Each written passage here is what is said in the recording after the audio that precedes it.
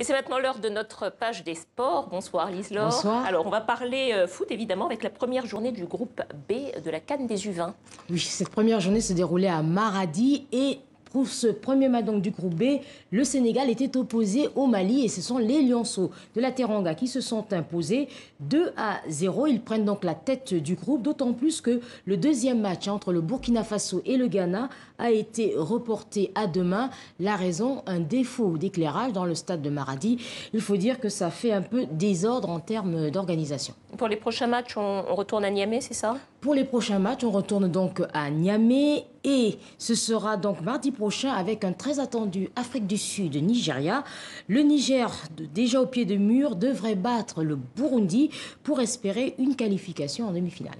Bon, vous nous donnez des nouvelles du mercato, Lise-Laure, en Asie cette fois. Vous avez des nouvelles en Asie? En Asie, et puis on enregistre le retour de l'ancien capitaine des Lions indomptables, Stéphane Bia, qui va jouer dans un club qui s'appelle Wuhan Zoual. Il rejoint donc ce club pour une durée qui est indéterminée. Stéphane Bia, je rappelle, il avait résilié son contrat en France à Toulouse et c'était en janvier dernier.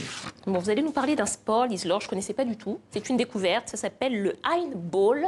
Et ça vient du Maroc. Qu'est-ce que c'est? Alors, c'est un sport, un collectif qui a plus de 10 ans, qui attire de plus en plus de jeunes.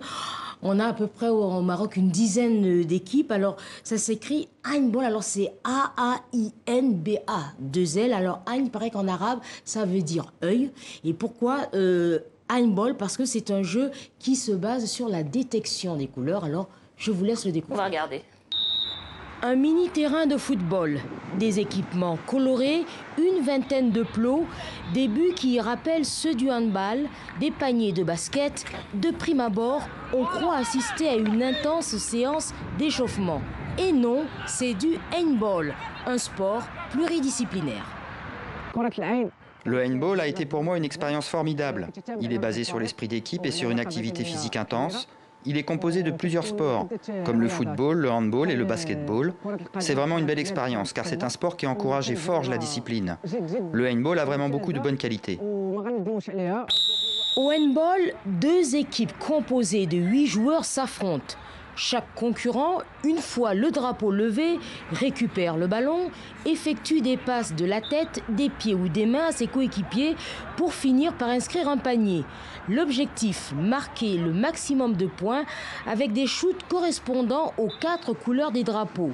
Fondateur de cette discipline créée au Maroc en 2006, Mohamed Aman est le président de la Ligue nationale de handball. Le handball présente des caractéristiques uniques qui le distinguent des autres sports. La plus importante, c'est l'absence de violence. Chaque concurrent joue individuellement, il n'y a pas de contact, il n'y a pas de friction entre les joueurs pendant les rencontres.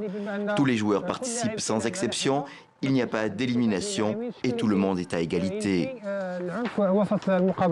Cette égalité se retrouve dans les 14 équipes mixtes du Maroc. L'équipe nationale, l'une des meilleures du continent, est actuellement en préparation. En mars prochain, le pays accueillera la première Coupe du monde universitaire de handball. Surprenant. Surprenant. Et puis dans info de dernière minute, on a appris ce soir la démission de Chieb Elili. Chieb Elili qui est le coach du club africain. Le club africain hier qui avait été lourdement battu à Lubumbashi par le tout-puissant Mazembe 8-0. Donc il démissionne. Merci beaucoup Lise-Laure. Je vous dis à la semaine prochaine.